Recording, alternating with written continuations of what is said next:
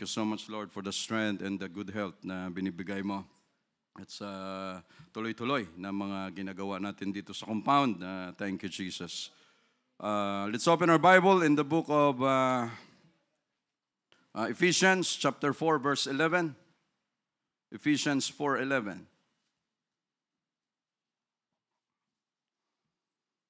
So yung mga update natin sa lipunan, na-impeach na sa Congress, pinending sa Senado, after election na lang. Sa US naman, of course, dalawa lang yung gender doon. Tapos ngayon, pag nagpakasal ka sa isang US citizen, hindi ibig sabihin na US citizen ka na rin. Kasi ginagamit lang talaga yan ng maraming nasyon na magpakasal sa Amerikano. After that, after 1 year, 2 years, 3 years, maghihiwalay, US citizen ka na. So sabi ni Trump, hindi na ganun ngayon. At saka marami ring mga Pilipino na ngayon ay babalik na dito sa Pilipinas dahil mga illegal immigrants.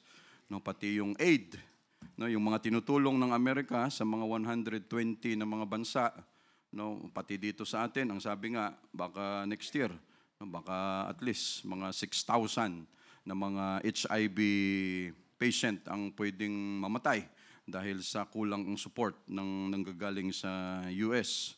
Kasi pinending lahat yun for 90 days. So, ganun. Verse 11. Umpisa natin sa verse 7. But unto every one of us is given grace, according to the measure of the gift of Christ. Ang bawat isa sa atin ay binigyan ng biyaya, ayon sa sukat ng biyaya ni Kristo. Wherefore he said, when he ascended up on high, sabi niya, nung siya ay umakyat sa katestasan, sa langit, he led captivity captive, kanyang led, pinangunahan, sinamahan, yung mga captives o mga bihag, and gave gifts unto men, at binigyan niya ng mga biyaya, itong mga tao. Now he that ascended, what is it but he that he also descended? Ang siyang umakyat ay siya rin yung bumaba first into the lower parts of the earth. He that descended is the same also that ascended up far above all heavens. Ang siyang bumaba dito ay siya ring umakyat, pumunta sa langit, that he might fill all things, upang kanyang mapunuan ang lahat ng mga bagay, magawa niya kung ano ang will noon. And verse 11, and he gave some apostles, and some prophets, and some evangelists, and some pastors and teachers. Shall we pray for a while? Lord, we are so thankful for this wonderful day again. Thank you, Jesus, for the oxygen, for the breath of life that you've given us, Lord, that we're able to wake up, na okay yung pakiramdam, kahit may mga kunting mga karamdaman, but Lord, we are so grateful and thankful na we can still worship, we can praise your name, we can still come to church. Lord, thank you. All these things, Lord Jesus, ay hindi namin kayang bayaran sa iyo, but Lord, thank you so much for doing this to us, for being so faithful to us, Lord Jesus. Lord, always bless your word today. Thank you sa mga klase na mayroon kami at sinasamahan mo yung mga teachers, mga estudyante na makarating ng maaga. Lord, we are so thankful again. Bless your word, Lord Jesus. Yung mga kapatiran namin na patuloy nagpapagaling, Lord, be with them. We thank you so much in Jesus' name. Amen. The title of our preaching, Find Your Ministry. Hanapin natin ang ating lugar kung saan tayo makapaglingkod. Find your ministry. Hanapin natin. And thank you, Jesus, for tuloy-tuloy na pagpapagaling ni Brother Philip. Ang problema nakaraan, dahil pag natulog si Brother Philip, ang daming unan sa likod, tapos nakaganon. So, pikit ang mata mo, kasi kailangan yumuko lang siya. Pero yung kanyang balikat, baka yun naman yung susunod na ipa-check up. Kasi, ang hirap. No, talagang mangangalay ng gusto. Sabi namin, Brother Philip, baka gusto mo, bili tayo ng harness na pang-taas. No, parang chaliko. No, parang, no, i-harness ka namin dito lahat, tapos may tali kasi yan sa likod dito. No, ilagay namin doon sa wall, para pag kahit nakaganong ka, tapos maglagay tayo ng tali rito, para malalayan. Para hindi ka lang mahirapan. So, ang isang lamesa dyan, pinapasok doon sa loob ng kwarto para doon na lang siya matulog, nakaupo, nakaganon. So, at least for 3 weeks, gagawin ni Brother Philip yan. So, hindi madali, no? May kahirapan, yung pati pagtulog, mahirap. But mabuti na lang, mayroong sa Lazada, for retinal detachment patient pala talaga, na hanapan siya namin dyan. Thank you, Jesus. No, na mayroon siyang butas, no, yung para siyang nakaganon, tapos dadapa doon si Brother Philip, at least nakadapa siya, open yung parang pang salon, di ba? Pang massage, ganon. Sa salon, no, open yung harap, tapos medyo elevated, so nakaganon siya. At least naka-relax si Brother Philip. Thank you, Jesus, and we are praying for quick recovery.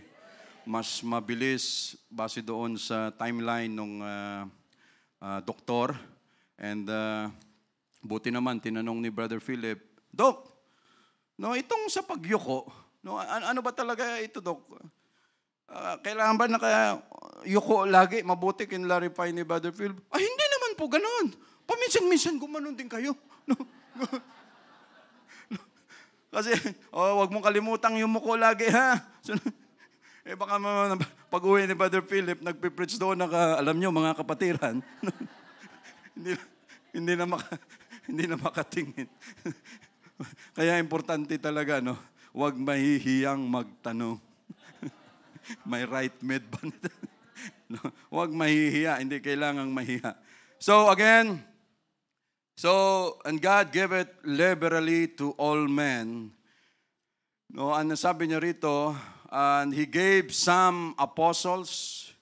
No, again, the title of our preaching, Find Your Ministry. Hanapin natin ang lugar kung saan tayo pwedeng makapaglingkod sa ating Panginoon, dito sa church, sa ating kapwa. No, kung saan ba ang pwesto natin dito. Because ano ba ang pinaka-will ng Diyos? Ang pinaka-will ng Diyos sa umpisa, that every man should be saved. No, na ang lahat ng tao ay magsisi sa kanyang mga kasalanan, maka-receive ng Holy Ghost, mabaptize in Jesus' name. Yon ang pinaka-will ng Diyos sa atin ng mga tao para tayong lahat ay masave, maligtas, magpatuloy at makasama sa langit. Time will come. Yan ang pinaka-main goal ng Diyos natin. At ang iyong goal na yan, nung umakyat na siya sa langit, iniwan niya sa mga apostles, sa disciples, at hanggang ngayon tayo ang nagdala niyan, tayo nang dapat mangaral, pasa-pasa lamang. Hanggang ngayon, ganun pa rin ang mga dapat nating gawin. No, that is part of our ministry. At sa paggawa natin ng yan, no, pagdating dito sa church, ano ba ang will ng ka-Diyos kaagad? Lord, baka gusto mo maging pastor ako. No, isang linggo ka pa lang sa church. No, gusto mo pastor ka agad. No, gusto mo, wow, Lord, may boses naman ako eh. Baka pwedeng palitan si Sister Kalin. No? No, yun ba kaagad ang will ng Diyos? No.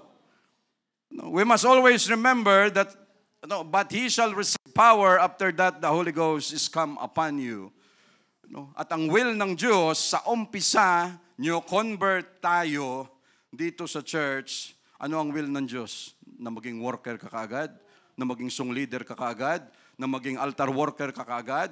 Na maging, gitarista ka kaagad? Hindi iyon ang will ng Diyos. No, ang will ng Diyos, na una, mabigyan tayo ng Holy Ghost, baptize in Jesus' name, magsisi sa ating mga kasalanan. After that, ang will ng Diyos na magpatuloy tayo at sa pagpatuloy natin, anong gusto niyang mangyari? Binigyan niya tayo ng Holy Ghost. But you shall receive power. After that, the Holy Ghost is come upon you. And God has not given us the spirit of fear, but of power, of love, and of a sound mind. Ang will ng Diyos na pagkatapos tayo ay sinave niya, niligtas niya, ang will niya kung ano ang mayroon doon sa Holy Ghost. No? At ang gusto niyang mangyari, dahil tayo may Holy Ghost na, ang will na yon ang gustong masunod ng Diyos, yung will, kung ano ang fruits, ano ang bunga, mayroon doon sa Holy Ghost, yon ang dapat nating masunod. No? Kasi hindi naman pwede na sa umpisa, ganun kaagad ang will ng Diyos. Lord, talagang pinaparamdam mo sa akin na parang gusto mo maging pastor talaga ako. No, hindi yan ang will ng Diyos. Sa umpisa, isa-isahin natin, because being a new convert, ano ang gustong mangyari ng Diyos? Na ma-apply, magbunga ang Holy Ghost na ibinigay niya sa atin, kung ano ang bunga, ang fruits, ang gifts, ang karakter na mayroon ng Holy Ghost, yun ang gusto niyang, yun ang will niya na mangyari sa atin. Ano ang will niya? Kung dati kang laging nakabusangot, laging nagmumura, umiinom ng alak, may bisyo, sigarilyo, lahat, yung ganon na mayroon tayo, ang will ng Diyos sa umpisa, being a new convert, lahat matanggal yan. No, kung ikaw nagmumura, understandable, dahil kung sanay tayo sa ating kinalakihan, understandable. Pero pagdating dito sa church, yun ang will ng Diyos na gusto niyang mangyari, na unti-unti, kailangan yung old man natin mapalitan ng new man, because the new man is the Holy Ghost, is Christ, at sa pagpatuloy natin na yan, no, unti-unti, yun ang kanyang will, binabago, nire-refine niya tayo, tuloy-tuloy tayo sa paglilingkod niya, until such time na habang tumatagal tayo sa church, ano ang susunod na will ng Diyos? Faithful siya, tuloy-tuloy siya, no, tumutubo na yung desire sa kanyang heart. So ano ngayon ang gagawin ng Diyos? Okay, tapos na tayo sa level ng will ko na gustong mangyari sa iyo, obedient ka sa Word of God, obedient ka sa Holy Ghost, so next step, okay, gawin ka munang tagadala ng offering bag. Unti-unti lang. No, ikaw muna mag-ikot-ikot diyan, offering bag. No, unti-unti. No, ang Diyos natin hindi siya yung pagdating mo rito, brother, talagang ang galing kong magitara, professional guitarist ako sa labas, professional vocalist ako sa labas. Pagdating dito, yung will ng Diyos sa akin, talagang palitan ko sila lahat diyan. No, tapos ako na diyan. Hindi ganun ang Diyos. No. Ang Diyos natin always nagtatrabaho according sa faithfulness natin. No, according sa kung ano ang laman ng puso natin, no, doon magbabase ang Diyos, mga gawain natin dito, paunti-unti. No, hindi gagawa ang Diyos, no, kaya nga sabihin natin, buti siya, nag-altar work na siya. No, ako, tagal siyempre matagal, kakaumpisa mo pa lang No? Wala ka pang record kung tutuusin. No, gusto mo agad promotion, imposible. No, na ganun ang mangyari. So, unti-unti, mga kapatid, no, yung masunod natin yan, no, hindi naman masahol, hindi naman mabangis ang Diyos natin. So, unti-unti, kung saan tayo i-guide ng Diyos, kung ano ang will niya, doon niya tayo dadalhin, dahil sa ganung paraan, makikita natin yung ministry natin sa church. No, paunti-unti. So ano ang sabi ng Word of God? Ito ang kanyang ginawa, and He gave some apostles. Ano ibig sabihin ng apostles? No, messenger. No, one that is sent, no, a delegate, no, yung pinadala, yan ang ibig sabihin ng apostles, just like Apostle Paul. An apostle can be also, he is a disciple. No, one that is sent, no, with full power of attorney. No, pinadala siya at siya ay binigyan ng kapangyarihan na kung ano ang authority and power ng tunay na may-ari, binigay sa kanya yon, kaya may special power of attorney. No, sa anong tawag doon? In behalf doon sa tunay na may-ari. No. So ang apostle ganon. Si Apostle Paul binigyan ng Diyos ng authority, binigyan siya ng Holy Ghost. God has given us the Holy Ghost. Ano ang purpose niya? Binigyan niya tayo ng special power of attorney na dahil sinabi ni Jesus, wala na ako dyan sa lupa, kayo na yung andyan. Okay, para magkaroon kayo ng authority, bibigyan ko kayo ng Holy Ghost para authorize na kayo na mangaral kung ano ang gusto kong ituro sa tao dahil wala na ako dyan, kayo na lang.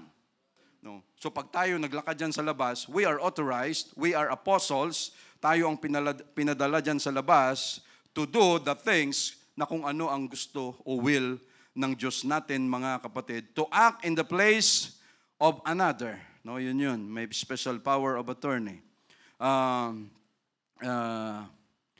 The sender remaining behind to back up the one that is sent. No, just like Apostle Paul, a messenger to the Gentiles, siya yung bigyan ng authority na mangaral sa mga hintil. Yan ang ibig sabihin ng apostle. That is why sabi ni Paul, Apostle Paul, sabi niya, what I declare unto you, what I preach unto you, kung ano lang din ang binigay sa akin ng Panginoon, yun lang din ang tinuturo ko sa inyo. At yun lang din ang pwede kong ipamahagi. That is why yan ang kanyang ginawa. Another thing is prophets. Prophets are those who spoke for God. No, yung mga tao na binigyan ng Diyos ng authority, sila yung ginagamit ng Diyos para magsalita ng kanyang mga salita. They were primarily preachers of righteousness, no, ang mga propeta. But sometimes foretold the future. No, ang number one main goal nila is magdala ng Word of God, magturo ng righteousness doon sa mga tao na mahal ng Diyos. No, just like in the whole Israel, si Jeremiah, ano ang sabi niya? Lord, ayaw ko na. Hindi ko na kaya ang dating baby skin ko. Sabi niya ngayon, tuyo na. Nung umiba na sa stress na kanyang nakuha doon sa kanyang kapwa, mga Israelites. Pero ano ang sabi niya? Lord, ayaw ko na, but the word of God is just like fire shut up in my bones. No, minsan ayaw na nating sumama sa outreach. Why? Hindi dahil ayaw natin, kung hindi dahil minsan dumarating ang punto, parang gusto ko lang muna magpahinga. No, gusto ko munang ayaw sumama kasi ganito. Pero anong nangyayari? Ay, wag muna! Because the word of God is just like fire shut up on our bones. No, parang ayaw mo na, pero inaalala mo na andyan ang salita ng Diyos, ay wag na. Baka mamaya pagdating ko doon, ano ang gagawin ng Diyos? Maraming pwedeng mangyari at ang daming ngang nangyayari, mga kapatid, pag tayo ay lumabas dyan. No, prophecy was one of the gifts of the Spirit, and those exercised these gifts were prophet. No, in our time, during the time in the Old Testament, even the time pagdating sa New Testament, pakunti ng kunti na lang yung mga propeta. No, but in the Old Testament, walang way na ang Diyos kumausap sa kanila, especially sa pamamagitan ng isang propeta. At ang propeta, ang daladala niyan, of course, preacher of righteousness. At pagdating doon, pwede siyang magsabi, ikaw, kinabukasan mamamatay ka na, ano ang gagawin mo? So ang tao magsisisi, bibigyan ng Diyos ng pagkakataon. Yan ay isa sa trabaho ng propeta. No, at sa panahon natin ngayon, we can exercise this kind of ministering, ang pagiging propeta. But of course, number one, we have the Word of God. We have the Bible. Kung ano ang needs natin, kung ano ang clarification na gusto natin, mayroon na tayong Biblia. So mas madali na siyang maintindihan. No? In our prayer meeting, minsan may mataas ang boses, minsan may mga nag-speak in tongues. And Lord, we are so thankful because nagmamature yung church natin sa mga bagay na yon. No, walang biglang sa prayer meeting, biglang may sabi at lalapit yung isang single, lalapit doon sa isang lalaki na single, lalapit doon sa isang babae na single. Sinabi sa akin ng Diyos, ikaw talaga ang ibibigay niya sa akin. No. Ano yan, prophecy? Hindi ganun ang prophecy. Prophecy was given to edify the church.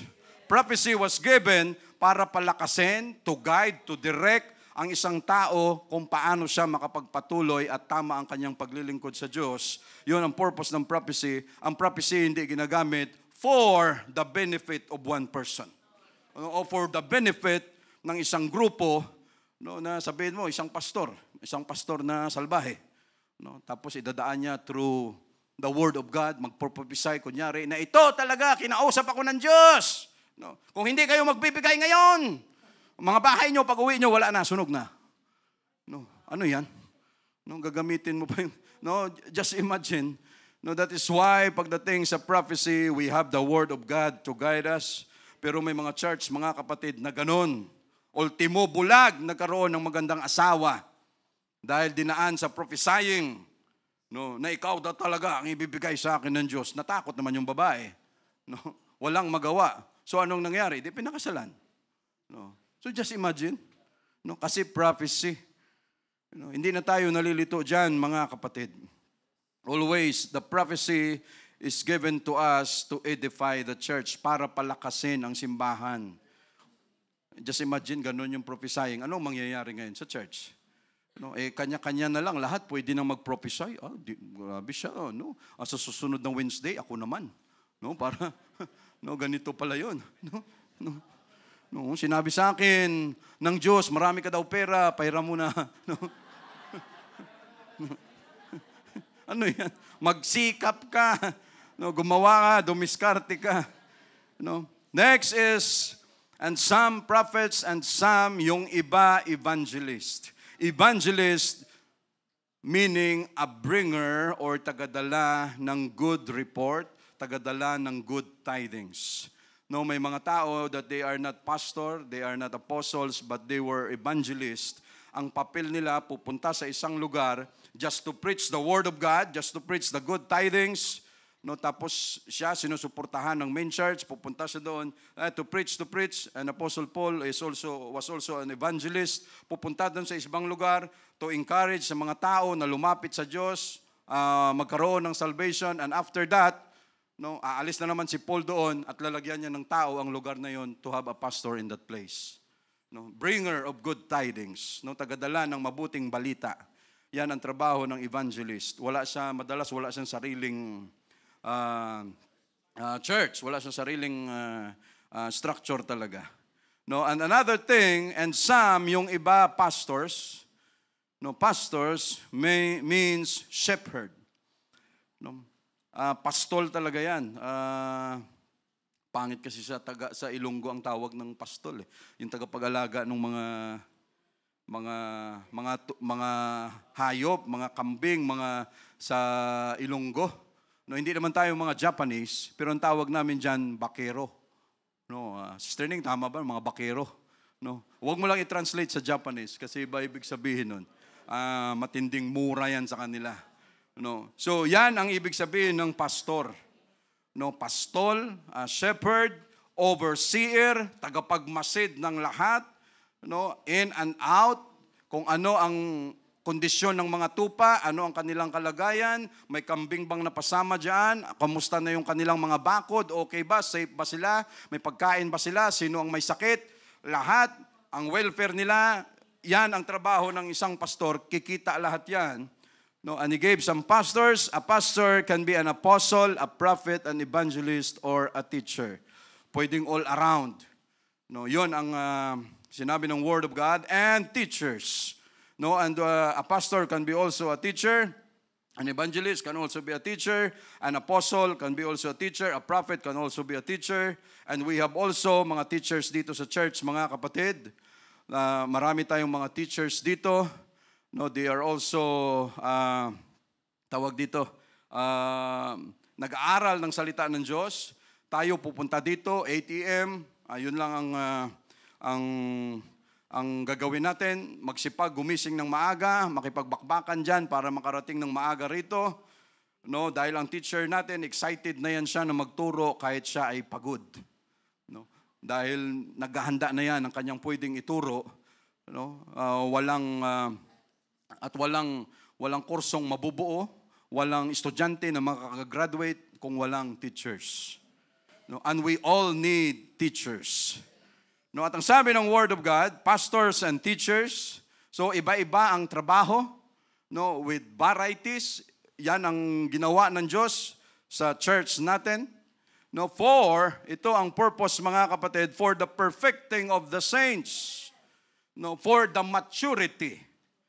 Para sa ikakalago ng mga saints, mga tao na naglilingkod sa Kanya, those who are saved, para ibig sabihin lahat ng ministers na ito or ministry, lugar ng ministry, binigay ng Diyos yan para tulungan gawin ang trabaho para ang bawat isa ng mga saints na naglilingkod sa Kanya ay mag-grow. So just imagine, pastor lang. Walang apostles, walang prophets, walang teachers, walang evangelist, ay patay yung pastor pag ganun ang mangyari. Lahat yan, trabahuin niya, ay disgrasya. Hindi naman pwedeng teachers lang mayroon tayo. So ang Diyos natin, napakabalanse para asikasuhin ang ating kaluluwa, mga kapatid, na lahat ito binalanse niya. So for the perfecting of the saints, no, para sa paglago ng lahat sa maturity, no, tinuturuan tayo for the work of the ministry, no, para magampanan ang paglilingkod natin, for the edifying of the body of Christ, para palakasin ang katawan ni Kristo. And we are all parts, we are all members of this body. At lahat, pag ang pastor, apostles, prophets, evangelists, teachers, pag ito magtrabaho ng maayos, sigurado ang buong body malakas, mga kapatid. No, thank you, Jesus. Why? Dahil yung hindi kayang gampanan ng isang pastor, pwedeng gampanan ng isang evangelist, pwedeng gampanan ng isang teacher, pwedeng gampanan ng isang apostle, ng isang prophets, para mabalanse kung paano tumaba at maging healthy ang kaluluwa ng isang saint, mga kapatid, para lahat mabalanse, makayanan yung ganitong klaseng trabaho. And sa trabaho na ito, yung topic nga kanina namin, siguro nakadalawang paragraph lang kami. No. Ang haba, di ba? Sa loob ng isang oras, 2 paragraph lang ang natapos namin. No? Nag-overtime pa kami. No? 9:15. So just imagine, ang kapal ng libro na yon, yung topic namin, spiritual leadership and soul winning. No? Sa amin, na mga part na may kanya-kanyang mga gawain sa labas, kanya-kanyang gawain dito. At ang isa sa na-topic namin kanina, no? Selfishness is no place in the kingdom of God. No? And parasites, sponges, has no place in the kingdom of God. No? No? Spectators is not part in the kingdom of God. No? Yung mga nanonood lang. No? So doon pa lang, hindi na kami nakaalis sa topic namin because there is so much to say, ang daming sasabihin. No? So just imagine, mga kapatid, no, ito nga no, talagang selfishness ay walang lugar dito sa church. No, yung pagiging makasarili ay wala talagang parte sa church natin. No, leadership pa rin yun No, why? No, so just imagine. No, maraming mga nag-share kanina, mga nagdagdag doon. No. So just imagine, yun nga, paano naging selfish ang isang tao? Sabi nga kanina ni Brother Philip, ganito. No, bata pa kayo. No. Sabi ng nanay mo, anak, sa'yo talaga ito. No, huwag kang mamimigay, ha? Sa'yo talaga yan. Binili ko talaga yan. Hinanda ko talaga yan. Pinaghirapan ko para sa'yo. Huwag kang mamimigay. No. No. Yung bata naman, no, sabi ni nanay, akin daw talaga ito. No, huwag mamigay. Talagang pinaghirapan niya ito. Ang problema, ikaw lang mag-isa ang anak. No? Ang feeling mo, entitled ka sa lahat na huwag mamigay. No? Hindi mo alam, akala mo tama yon, pero habang lumalaki ka, dala mo na ang values na yon. No? Ay, sabi ni nanay, talagang hindi mo alam, malaki ka na, dala mo pa rin. No? Sabi ni nanay. No? Yung mga kabataan, lalo na sa probinsya, may kanya-kanyang mga kaibigan, lalabas ng bahay, may sipon, may kung ano pa ang kanyang itsura, makikipaglaro na doon sa kaibigan. No, minsan may dala-dala siyang pagkain. No? Pag siya madamot, no? Sabi ng isang kaibigan, pahingi naman. No? Ang gagawin mo, no? No? No? Ano i-expect mo? No? No? I-expect mo, kukunin niya yung binigay mo? No? Hindi niya na kukunin yun. No? Saan nakuha yan? Doon sa loob ng pamamahay. No? Dahil akala niya tama yun. No? Mayroon kaming kaibigan, kabataan pa namin, kami pag may pagkain, sarap na sarap kami, pag dumating siya, pahingi naman. No? Kami naman, kaibigan no? Pag siya may pagkain, didistansya yun. No, andyan kami lahat, dito muna siya. Pag ubos na, saka siya lalapit. No? Sa mga umiinom dati, no? Sinong mahilig sa pulutan? Siguraduhin nyo na nag-aambag kayo sa pulutan. No? Dahil marami dyan, gustong-gusto ang pulutan pero walang ambag. No? Ginagawang ulam. No? Nangingi pa ng kanin. No? So just imagine, mga kapatid, selfishness has no place in the kingdom of God. Why? Isa yun sa ugali. How can we minister? How can we serve others kung mayroon tayong ganong klaseng pag-uugali, ang pagiging selfish? So just imagine, we must find our ministry, we must find our place in the kingdom of God, kung saan tayo pwedeng magamit. Also just imagine, kuha natin yan, pagdating dito, yung ganong klaseng thinking, akala natin tama yan. Pagdating natin sa church, bigla tayong, ganun pala. It is more blessed to give than to receive. Ang sabi ni nanay, it is more blessed to kabig than to give. No. Dahil si nanay, naghiganti sa buhay. Kaya dala-dala, wala siyang kamuwang-muwang. That is why it is really important na yung mga kabataan natin, bata pa, maturuan na paano hindi maging selfish. Anak, yung mayroon ka, hindi mo yan pinaghirapan. Pinaghirapan niya ng ibang tao, pinaghirapan niya ng nanay, tatay mo. Pag mayroon ka niyan, at kung sakali man, mayroon kang kaibigan o sino na pwedeng, be ready to share, to give. No, it is more blessed to give. Dahil ang bata, akala niya entitled siya sa lahat. Paglaki niya nan, pagdating sa eskwelahan, obvious makikita mo, siya walang kaibigan dahil sa pagiging madamot. Lahat nag-i-enjoy na yung mga kaklase. Siya andun lang mag-isa, pag uwi malungkot. Bakit? Wala po akong kaibigan. Bakit wala kang kaibigan? Madamot daw po ako. Totoo ba? Hindi. No. Dahil sa pagiging madamot. And just imagine, mga kapatid, what kind of ministry mayroon ang simbahan natin kung lahat tayo madamot? Walang ministry. Ministry of selfishness mayroon. Imagine kung gano'n ang isang klase ng simbahan. At yung tao na makasarili, tuwang-tuwa yan na siya'y laging may nakakabig, pero hindi mo makita na siya bumibitaw. Yan ang realidad. Gusto niya lagi kabig-kabig, pero hindi yan siya bibitaw na manggaling mismo sa kanya. At galing na tayo dyan sa ganong klaseng pang-aabuso. But we are so thankful to God na hindi tayo nasira, hindi tayo naghirap, hindi tayo pinabayaan ng Diyos.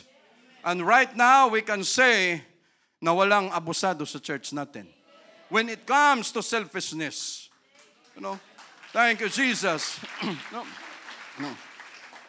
Pag ang tao selfish, ibig sabihin, makasarili talaga siya. Self-centered. Pag ganon ang mangyari. And just imagine kung ganon ang church natin, and because of leadership, pagdating sa leadership position, ikaw ang ilalagay dyan, sabi nga namin kanina, you have given a chance to become a leader. And you are a leader there. Ikaw na leader, hindi mo pa napunuan ang iyong sarili, mababa ang iyong self-esteem. Ang gusto mo, ikaw lagi ang pinupuri, ano ang mangyayari doon sa nasasakupan mo? Gusto mong ipakita lagi na ikaw ang tama. Gusto mong ipakita na ikaw ang kilalanin talaga nila na boss. Ako talaga ang leader dito, ako talaga ang dapat nilang kilalanin. So what do we think ang mangyayari, especially in our church? Yung pastor na kulang sa pansin. Yung pastor na hindi napunuan ang kanyang ego. Ano ang gagawin niya? Gagamitin niya lahat ng membro para mapunuan ang kanyang ego. And everybody will prepare kung saan siya pumunta. Dahil kailangan makita siya na talagang above siya. Bakit ganon? Dahil hindi napunuan kahit nung sa kanyang kabataan. At yan, dadalhin niya yan sa church. At pag yan nabinigyan ng pagkakataon, position, authority, ganon, ano ang gagawin niya sa mga tao sa church? Abusuhin. Pwede niyang sabihin kung ano ang kanyang sabihin, lahat, malign, kastigo, latigo. Yun ang kanyang pwedeng sabihin dahil lang iniisip niya, ako na ang general manager dito ngayon. Kayong lahat, wala na kayo. At marami sa atin, if we're given a chance to become a leader, kahit sa mga organization, kahit sa ating opisina, marami dyan mas matanda sa atin. But it doesn't mean na hindi na natin sila respetuhin because of a position na mayroong hawak natin. Hindi yan. Sasabihin mo, akong ano rito? Ay sigurado, paglabas mo, kakatayin ka ng tauhan mo. Why? Lalo na dito sa church, na ang bawat isa ay voluntary. Hindi mandatory.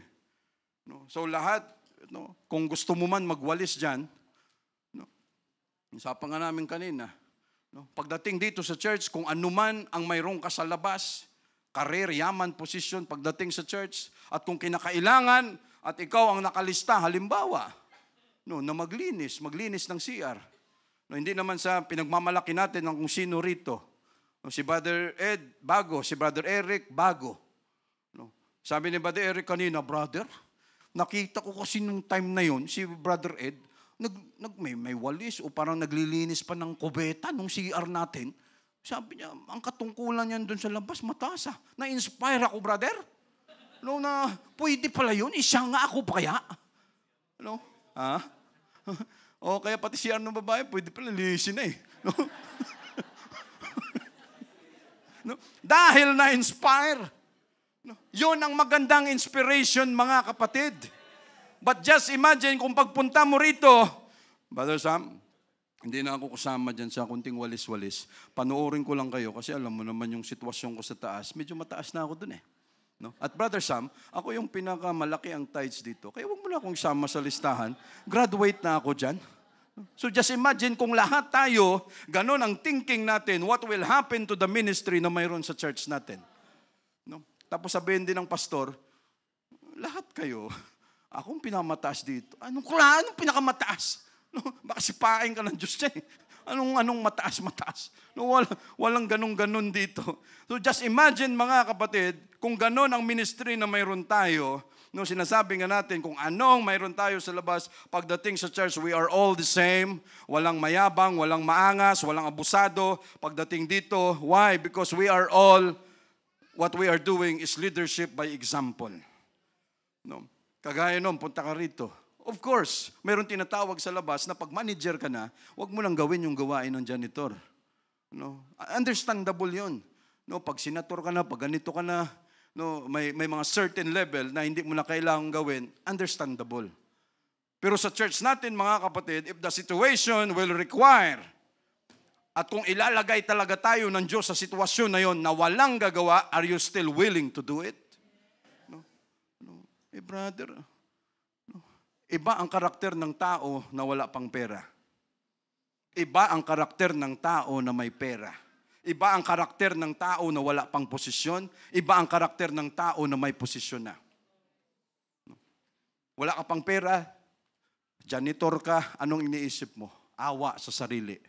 Lord, kailan kaya ako makakaahon dito? Hindi na baka ako, Lord, yung tithes ko hanggang 1,000 lang every month. Wala na bang itataas ito? No? Awa sa sarili.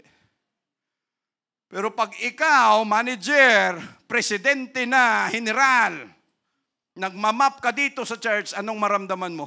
General na ako eh. Nagmamap pa rin eh. No? Presidente na ako, bakit kailangan ko pang gawin ito eh? Iba, di ba? No? Iba-iba. No? Pero anong ginawa ng Diyos? No? Kung pwedeng sabihin sa atin ng Diyos, ako nga galing na sa langit eh. No? Ako ang may-ari ng lahat, ginawa ko pa nga eh. No? Kayo pa kaya? Tayo pa kaya? At anong gusto mo? Because this part, mga kapatid, is part of our maturity for the perfecting of the saints. No, just imagine kung ang church natin, yung klase ng ministry na mayroon tayo, no, kailangan, no, may pumunta rito dati, no, ibang grupo. No, nung nagpakilala, I'm the worship leader of our church. Talaga, no, worship leader. Ay, kabatch mo si Satanas? No? No? No? Worship leader, kabatch o batchmate mo si Satanas. Ano? No? Anong klaseng kaisipan mayroon tayo na lumulutang tayo sa posisyon na mayroon tayo? No? Grabe ang tao. Ayun, papapatayan dyan. No? Presidente, Vice President, House Speaker, Senate President. No? No? Na time will come, lahat naman tayo ay mapupunta lang sa ilang kilong alabok. No? Pero ang tao lumulutang sa ganitong klaseng kaisipan na hindi. No, dapat iba ako. I am the song leader, I am the altar worker leader, I am the teacher, I am the kailangan makilala ka talaga sa church. No, tapos every time kahit saan ka mang pumunta, no, kailangan ma-feel nila na iba ka. Ano 'yan? No? Saan mo kinuha yung ganong klaseng hangin? Sa dito sa may Sa may cold storage? No? No? No? No? No? Ang reklamo natin ng mga tao, especially always, tayo nagrereklamo sa unang episode. No? Pag may binago, ang kaagad, because pag may changes, maalis tayo sa comfort, nagrereklamo tayo kaagad. Yun ang nature natin. Bakit may pagbabago? Bakit ganito? May pasok na ba? O may klase na? So, wala ka na dun sa comfort. Kailangan gumising mo ng mga aga. Magrereklamo ka. No? Sobrang aga. No? Pero tayo, especially kami dito sa compound, umpisa, grabing reklamo din namin. Parang gusto na namin i-text din. No, ano na ba yan? Matagal pa ba yung amoy dyan? Pero ngayon, pwede na. No? No? No? Ano na? No? No? Yung dating 10% alcohol, ngayon 100% na. No, na-ferment na ng husto. No, sobrang fermented na yung amoy. No, nasasabihin mo, "Hi Lord, thank you." Masasanay ka rin pala. No, sa amoy na yan. Dati, padoble-doble ka pa ng face mask ngayon. No, parang, that's normal. No.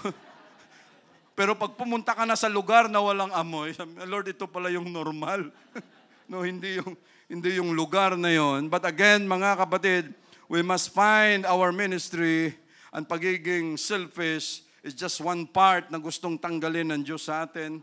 No, leadership by example. So just imagine, no, kung ganon na mayroon sa church natin, no, we understand yung mga new converts natin, just continue kahit mahirap. No, kahit maraming balakid, just continue. No, and sometimes we support them, and sometimes we did not. No. Ano ang purpose, mga kapatid? No. To us, nag-observe kami sa mga new converts, kahit hindi new converts, kahit luma, no, kahit matagal na. Tayo nag-observe. No, and sometimes we can feel na parang kailangang abutan, kailangang tulungan, pero sometimes gusto mo nang abutan, pero wag muna. No, kasi baka mamaya ang Diyos may plano diyan. O wag tayong mag-intervene kasi baka mamaya ang Diyos may gustong ituro sa kanya na mas lalo siyang maging matibay. Kasi kung lagi naman spoon feed, hungit lang ng hungit, subo ng subo, hindi na natin at hindi niya na makita na ang Diyos ang gumagalaw sa kanya at hindi tayo. No, at pag gano'n ang mangyari, sabi nga kanina ni Brother Philip, sabi niya sa Taal dati, doon sa Batangas pa rin po yun. No. Sabi niya sa Taal, no, umabot na yung membro doon, 56. No. Kami ang pumupunta, sila ni Mr. Levy, Brother Philip, sila ang pumupunta doon. Tapos minsan, yung mga membro magtitext pa, "Pastor, ganito, ganyan." Gagawa naman si Brother Philip ng paraan, kahit kung saan makahanap, wala na nga eh. No. Pero gagawa pa rin ng paraan, pupunta sila doon. No, and after many months, may gawain na dito sa Lipa at kailangan nilang mag-concentrate sa Lipa. Ang sabi ni Brother Philip, "Okay, ngayon, kayo naman ang pupunta sa Lipa dahil dito kami tututok, kayo na taga-Taal, punta kayo sa church. Sa unang linggo, may pumunta. Sa pangalawang linggo, konti na lang ang pumunta. Sa pangatlong linggo, ewan kung may pumunta pa." No, why? No. Yun ang magiging problema. Kaya tayo na nakaranas ng kahirapan dito sa church, sa paglilingkod natin kay Jesus, we must be thankful na naranasan natin yun, mga kapatid.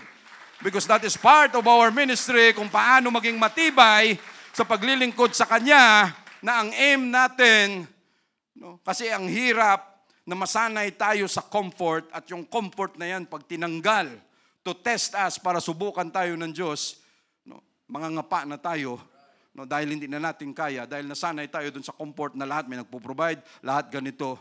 No? And we must be appreciative sa kung ano ang mayroon tayo, mga kapatid, because tayo ay naging new convert din, marami nag-alaga, marami rin nag-abot sa atin, pero ang kagandahan na nade-develop yung pagmamahal natin sa Diyos, na Lord, ngayon, no, kahit yung mga taga-Cavite, no, for 1.5 years, sundo sila lagi ng Carter doon, sundo. Until such time, okay, it's time for you na kayo nang pumunta sa church. Ilan sila? No, ay pati grills ng bahay, pati grills ng bahay, pinutol, no, ibenta para lamang makapunta sa church. No, yan ay pagpapatunay na, Lord, kami pumupunta sa church hindi dahil sa kami ay may nakukuha. No, but we come to church because we love you, we want to serve you, we want to minister you, Lord Jesus. Yon ang purpose namin na kami pumupunta sa church, hindi man sa kung anong bagay. Oy, masaya sa church. Oh, bakit masaya? Lagi akong may nauuwi. Lagi akong may dala. Laging nasasagot yung problema ko. Sinong sumasagot? Si brother, si sister. Paano pag hindi sinagot? Dapat pa-member tayo dun sa kongreso. May ayuda, may akap, may... ano yung mayroon? Ngayon, 5,000 na eh. May tupad. Natupad yung aking mga pangarap sa church. Lagi akong niyayakap. Pag niyakap ako ni sister, alam na. May abot. No. We have all part. Mayroon tayong ministry dito sa church, mga kapatid, na ginagampanan. We all have different ministries dito sa church at yun ay sadya na ginawa ng Diyos for the perfecting of the saints para tayo ay lumago. Iba-iba ang level natin. No, hindi pwedeng sabihin, no, naumpisa ka pa lang, yung iba nakaumpisa na, medyo matagal na, no, and we do not judge them. Ay brother, talagang may contribution tayo. Talagang 100 lang yung binigay mo. No, yung akin kasi 10,000 eh. No? Yun lang kaya mo sa ministry mo? No, we must find our ministry kung saan tayo magamit ng Diyos dito sa church at kung saan tayo ilagay, mga kapatid, we must grow where we planted. No, wag tayong magreklamo. Brother, bakit nilagay mo ako sa tagawalis dito? Brother, bakit in-schedule mo ako dito sa maglinis ng CR? Pwede bang MC ako pagdating ng Sunday? No, kasi mukhang yun ang papel ko eh. No, pwede bang gano'n? We must grow where we planted. No? Kasi kung ilagay ka kaagad dito, kung may talent ka sa singing, do not expect na magagamit ka kaagad. No? Walang pakialam ang Diyos sa talent natin. Ang pakialam niya kung paano natin masunod ang will niya. At kung masunod na natin with all our faithfulness, doon pa lang siya makikialam sa talent natin. Walang pakialam ang Diyos sa kung gaano ka kagaling kumanta, kung gaano ang mayroon tayo, talagang ikaw ang pinakamagaling mag-drums, mag-gitara. Walang pakialam ang Diyos dyan. Ang gustong unahin ng Diyos sa atin, ito ba faithful? Ito ba okay sa akin? Ito ba yung ugali niya? Okay ba sa akin? Dahil pag gano'n ang mangyari, doon na papasok ang Diyos na siya ang maglalagay sa kung saan ministry pwede tayo. No? Yung ministry mo sa church, halimbawa, galing mo rito. Tapos malaman-laman lahat ng bisyo gawain mo sa labas. Lahat ng sabihin mo, we must love our wife. Pagdating pala doon, binubugbog mo yung wife mo. Sinasabihan mo lang kung anong klaseng ministry yan. Ano ang pwede nating maituro, ano ang pwede nating ma-share. And we must grow where we planted. Unti-unti yan, mga kapatid. So dati sa turo ni Sir Vicky, we must grow where we planted. Kung saan tayo nilagay, huwag kang magreklamo, dyan ka lang. Kasi kung ngayon, nagwawalis-walis ka dyan, naglilinis ka ng CR, lahat kami nakaranas dyan. Kung new convert ka at parang sa palagay mo, mayroon kang naabot sa buhay, ewan ko kung saan ka na nakaabot. Yung hangin sa ulo, saan na nakaabot yan. Pero we can tell you, mga kapatid, na lahat ng nauna ng konti, lahat ng dyan, nakaranas yan. Maglinis ng CR, lahat ng pwedeng gawin, yung pagbibigay, andyan lahat, maglaba, magwalis-walis dyan, lahat naranasan natin yan. Diyan, that is part of our ministry. Why? Dahil sa pagwalis-walis pa lang na yan, paglinis dyan, ang Diyos nakatingin. Sabi niya, yung ugali kaya nito. So anong gagawin mo? Doon ka nilagay, doon ka tinanim, anong gagawin mo ngayon? Tanggalin mo yung mga ugat mo at lilipat ka sa gusto mong lugar? Hindi pwede yun. Ang maglilipat sa iyo, yung farmer na nakakaalam kung saan ka na dapat ang susunod mong stage. So just imagine, ikaw yung magtanggal ng ugat mo doon at lipat ka sa iba, pagdating mo doon, bahain pala doon. Mainit pala doon. Wala palang nutrients doon. E di, patay ka ngayon. No? Acid. Sorry, hindi ko masyadong... So yun ang pwedeng mangyari, mga kapatid.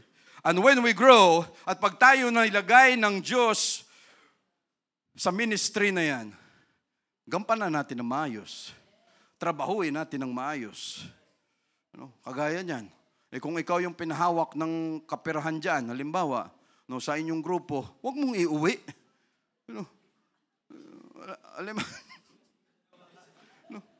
Kung ikaw may hawak ng pundo, brother, iuwi ko muna to. Bakit mo iuwi? Ang daming lagayan dyan. Brother, i-rolling ko muna. 5-6 ko muna. 5-6 ko muna, brother. Kasi, we must do our ministry with all faithfulness, with all honesty, with all integrity. Why? Every time mayroon tayong ginagawa sa church, nakatingin ang Diyos natin. At sa pagwalis-walis natin na yan, tinitingnan ng Diyos ang reaksyon natin, bakit tayo nagwawalis dyan. Nailista kasi ako, ayoko namang ilista ko dyan . Bakit kailangan gawin ko to ? Sana ngayon, nasa mall na ako .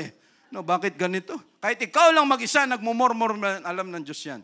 Pero ano ang gusto mong mangyari? Kailan kaya ako magiging sa pulpit? Makikita sa pulpit. Pero puro ka reklamo. Puro ka, ito na naman, bigayan na naman.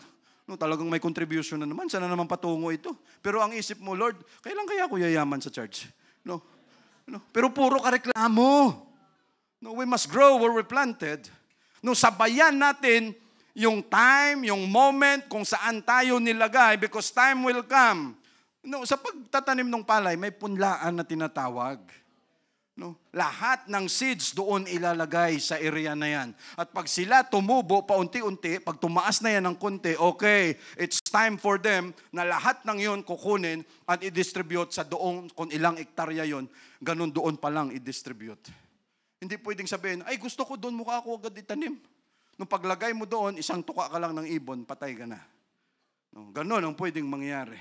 But we must grow where we planted. Sabayan natin yung karakter natin, attitude natin sa kung saan tayo ilagay ng Diyos.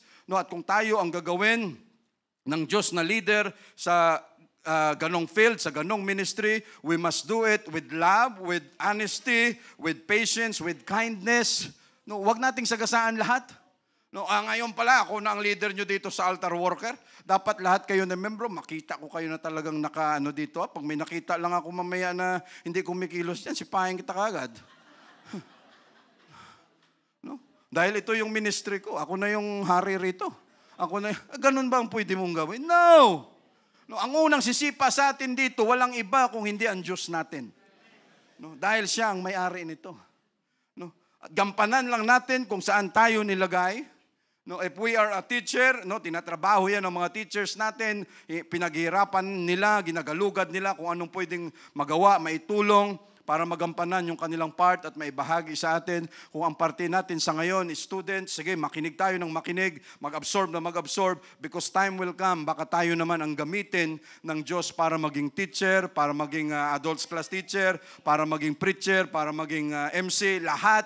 Pwede yun, mga kapatid. That is why our church always works in variety. Laging, hindi lahat pwedeng pare-pareho. Pero ang lahat ng iba-iba ang ginagampanan natin na trabaho, gagampanan natin yan with all harmony, with all unity, na magamit tayo ng Diyos para hindi labo-labo, para ang takbo ng church natin for the perfecting of the saints, for the maturity of the saints, na ang bawat isa ay lumago according sa time, sa place kung saan siya nilagay ng Diyos, at sa ganong paraan, lahat walang yabangan. Why? Hindi ka kasi pwedeng magyabang . Pwede mong sabihin, lahat ng pinagdaanan nyo, nadaanan ko na yan. Sigurado ka. Baka yung pinagdaanan ko, hindi mo magustuhan. Kaya walang pwedeng magmayabang. Walang pwedeng magbida. But in fact, ang pwede nating gawin, kung saan tayo nilagay ng Diyos sa ministry na ito, hanapin natin, and we do it again, with excitement. We delight ourselves in the Lord, and that God will give us the desire of our heart. Kung desire natin na magamit dito sa church, kita ng Diyos yan. Alam niya yan na gusto nating magamit dito sa church. Ano ang dapat nating gawin? Sabayan natin. kung saan tayo gusto ng Diyos gawin, no, sasama. Ganun naman umpisa. Young people, malakas ka, okay, doon ka muna, sama sa mga outreach. No, grabe itong mga seniors natin, buti sila, hindi na sumasama. No, dapat sumama rin sila. No, graduate na sila dyan. No, ang tindi na ng pinaghirapan nila dyan. No, tayo naman. Yan yung mga moment na okay, tayo naman ng mga kabataan, tapos na sila dyan. No, yung part nila ngayon is to kneel, is to pray para sa atin na mga lumalabas dahil yun ang kaya nilang pwedeng gawin. But kung may opportunity, sasama pa rin yan sila. No, pero tayo na malalakas, tayo muna ang manguna. We say, praise the Lord. No, and some, dito sa Biblia, those who work for God, sometimes we are called ambassadors. No, yung mga angels, nagtatrabaho rin yan sa Diyos. We have elders, we have leaders, we have fisher of men, laborers, men of God, no, and they are also called, sometimes they are the light, they are the messenger, ministers, overseers, servants, soldiers, stewards, watchmen, witnesses, and workers. Yan ay isa sa mga tawag dyan. Sa verse 13, till we all come in the unity of faith and of the knowledge of the Son of God, and to a perfect man, and to the measure of the stature of fullness of Christ. No, that we henceforth be no more children. No, para tayo ay hindi na mga bata. No, tossed to and fro, no, and carried about with every wind of doctrine. No, because kung tayo ay nagmature na sa church, hindi na tayo sumasama lang sa kung ano ang mayroon na mga katuruan, mga doktrina, mayroon mga prinsipyo sa church. Kita naman natin, pag tayo tumagal na sa church, hindi na tayo basta-basta nayayanig. No, sa tradisyon ng pamilya, tradisyon ng mundo, tradisyon ng opisina, mga pressures na mayroon sa paligid natin, hindi na tayo dyan basta-basta naradala because nag-mature na tayo sa church. But just like, kagaya ng mga new converts natin, kunting sagi lang yan ng kanilang mahal sa buhay, mga kapatid, mga kamag-anak, kunting reunion, no, yanig na yan. Pero sa atin na tumagal na, kayang-kaya na natin yan. Hindi na natin yan, hindi na tayo nayayanig dyan. No, carried about with every wind of doctrine and by the sleight of men and cunning craftiness, no, yung mga deceiving, yung mga katusuhan na mayroon ang mundo natin, whereby they lie in wait to deceive. But speaking the truth in love, may grow up into Him in all things, which is the head, even Christ. O just another verse, mabilisan na lang po ito, Ephesians 2:18. Ephesians 2:18. Tingnan ko. For through Him, we both have access by one Spirit unto the Father, and that is the Holy Ghost. Mayroon tayong access dahil sa Holy Ghost. Now therefore, you are no more strangers. No, hindi na kayo mga dayuhan or foreigners, but fellow citizens with the saints and of the household of God, and are built upon the foundation of the apostles and prophets, Jesus Christ Himself being the chief cornerstone, in whom all the building fitly framed together groweth unto an holy temple in the Lord, in whom you also are builded together for an habitation of God through the Spirit. So our ministry, mga kapatid, pag nahanap natin yan sa church, no, kung saan man ang ministry natin, doon tayo nilagay ng Diyos. It's just like parang mga partition doon sa tabernacle, fitly framed together.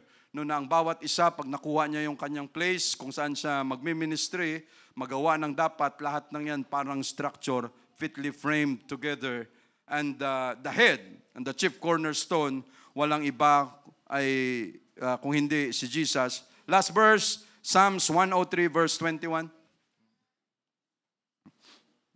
103 verse 21. Bless ye the Lord, all ye His hosts, ye ministers of His that do His pleasure.